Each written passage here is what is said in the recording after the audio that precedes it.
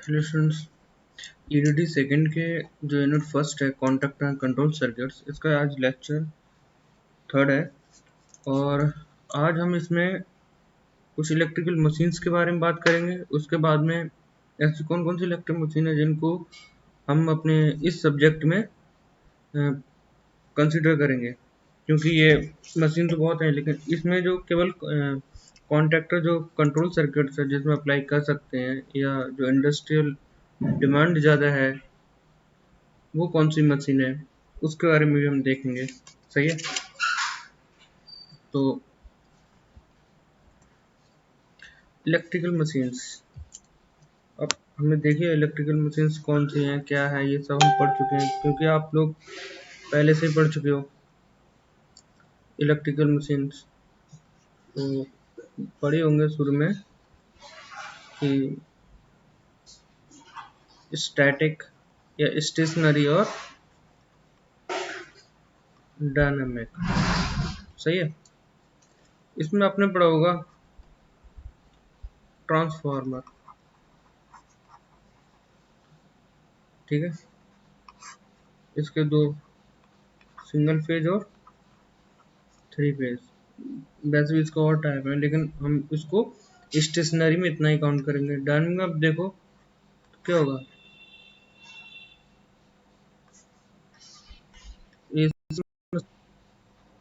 Electrical machine और DC electrical machine, ठीक है। अब यहाँ पे डीसी में भी हम देखते हैं मोटर और जनरेटर, एसी में भी देखते हैं मोटर और जनरेटर, ठीक है। अब एसी का हम देखेंगे, मोटर जनरेटर देख लिया।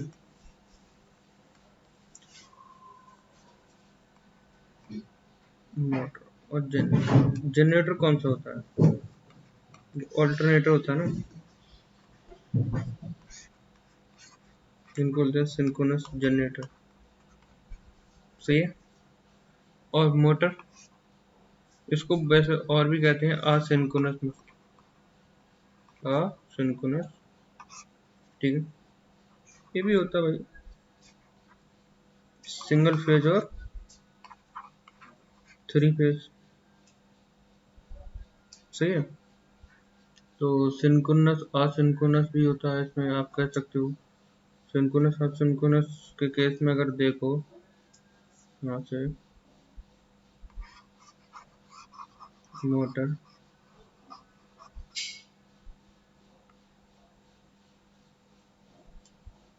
ठीक है।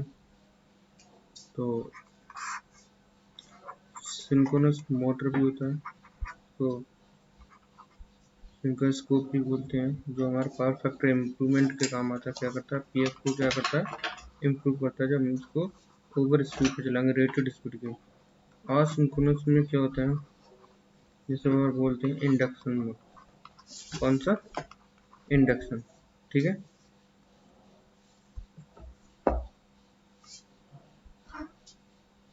अब इंडक्शन में जो है हमारा,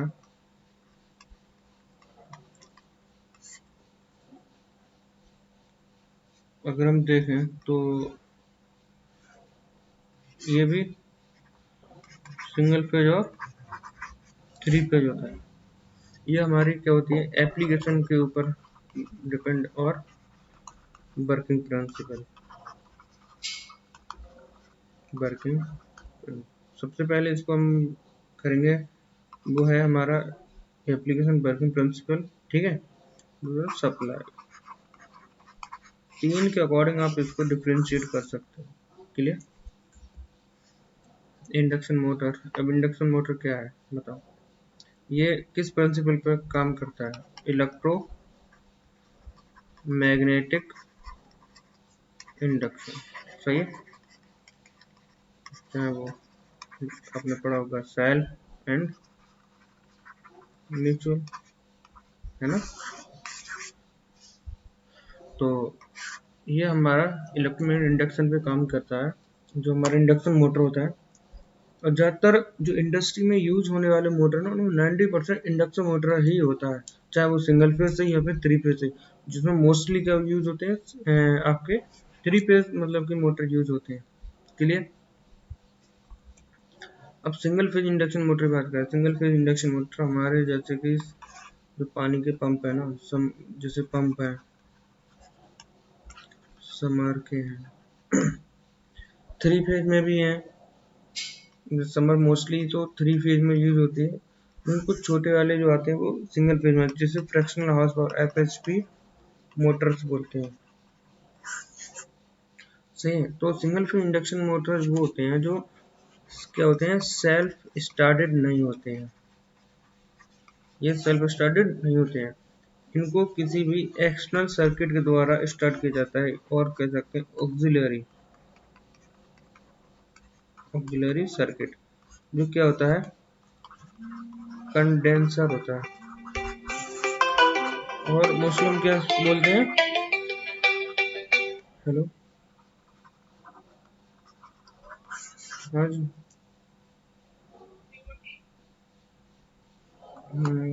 खा लेंगे दही, एक मिनट।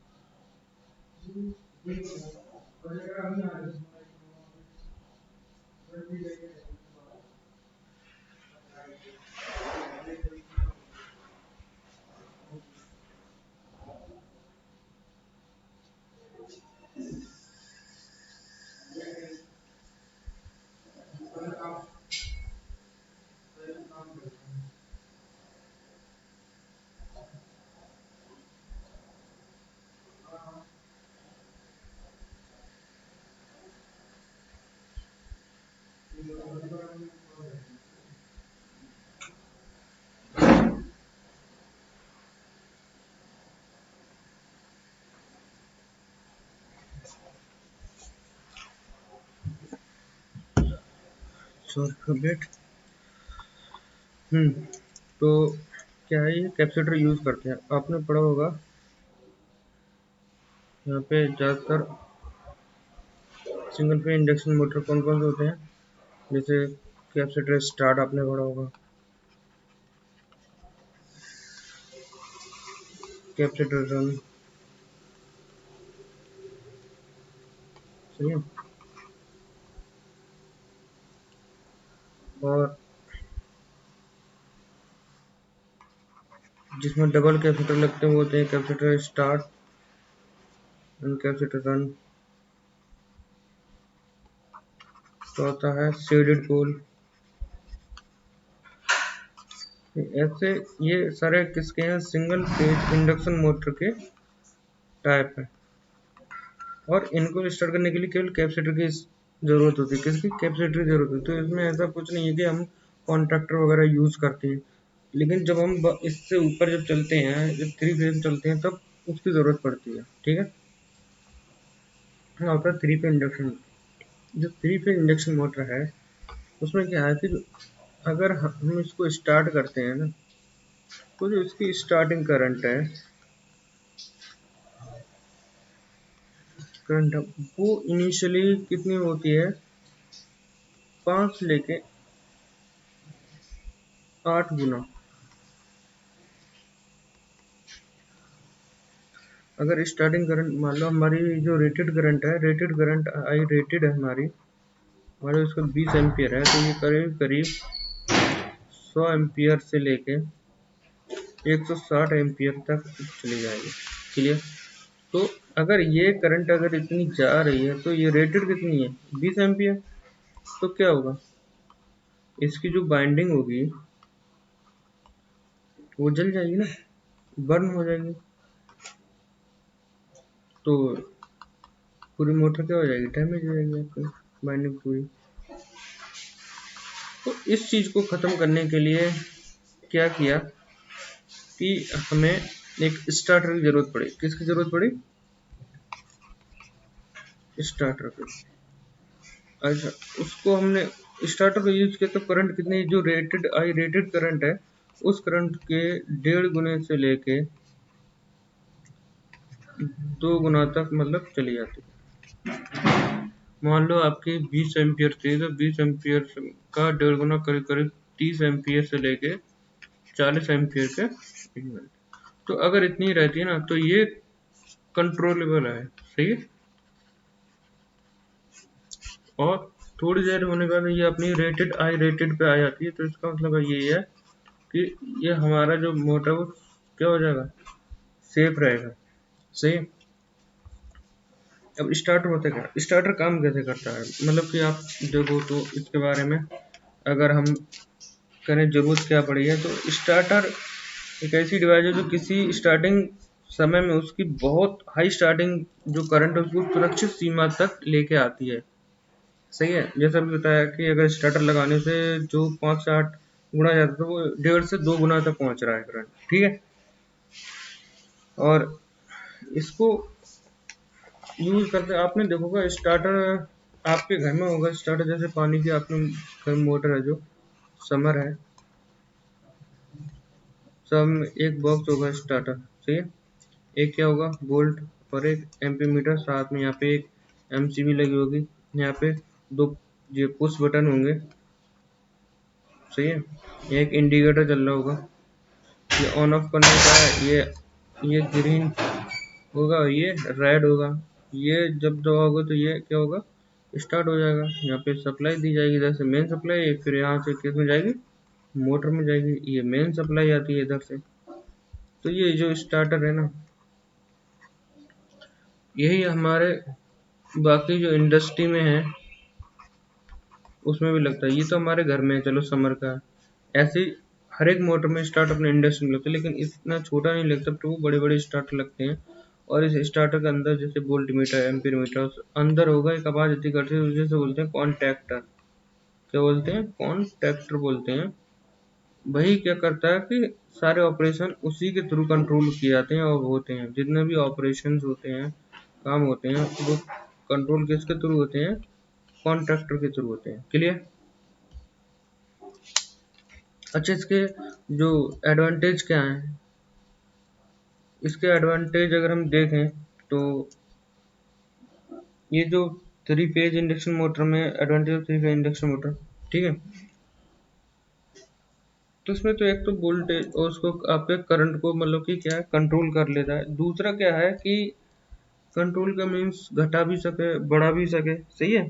ऐसा भी है, ऐसा कुछ नहीं कि कंट्रोल जैसे अभी हम नॉर्मल देखेंगे तो उसमें क्या है, केवल ऑन ऑफ वाला सिस्टम होगा। लेकिन आप जब बहुत अच्छे कॉन्ट्रैक्टर की बात करोगे तो उसमें क्या होता है कि अगर आपकी वोल्टेज कम आ रही है ना, तो आप इसको वोल्टेज को एम्पलीफाई भी कर सकते हो। जैसे स्टेबलाइजर है ना, वैसी सारी सर्किटरी इसके अंदर भी होती है, क्लियर। और पावर लॉस को भी कम कर सकते हैं। अब इसका starting of 3 phase induction motor. Starting तो आप समझिए, जब 3 फेज इंडक्शन मोटर की स्टार्टिंग में आप देखो, जब 3 फेज बैलेंस वाइंडिंग में जब 3 फेज बैलेंस सिमेट्रिकल क्या करेगा, सप्लाई दी जाती है, तब एक रोटेटिंग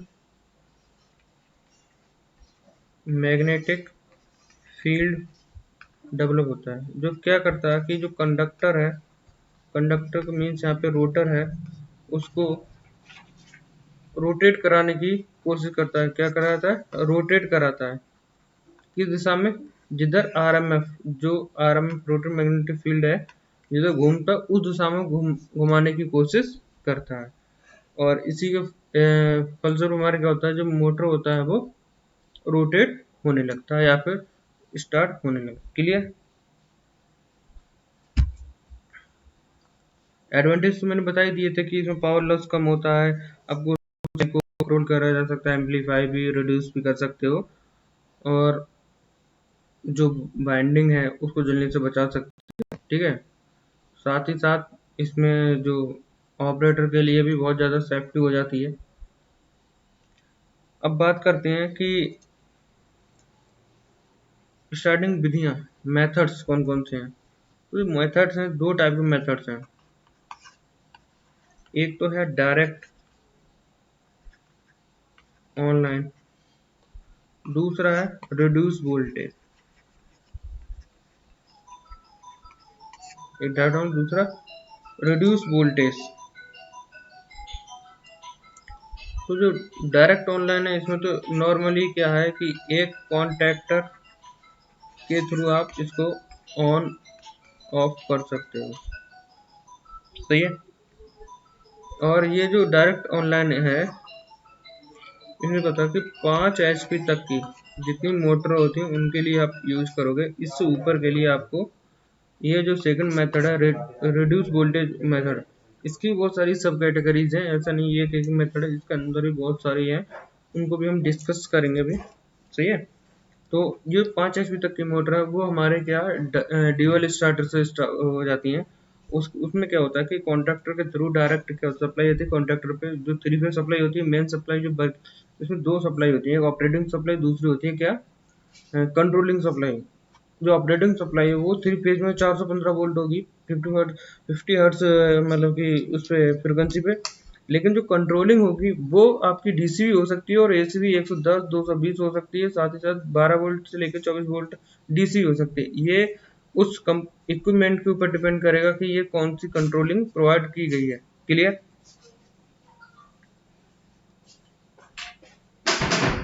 तो आज के लिए इस वीडियो में इतना ही। नेक्स्ट हम पढ़ेंगे DOL और plus reduce voltage method. Clear.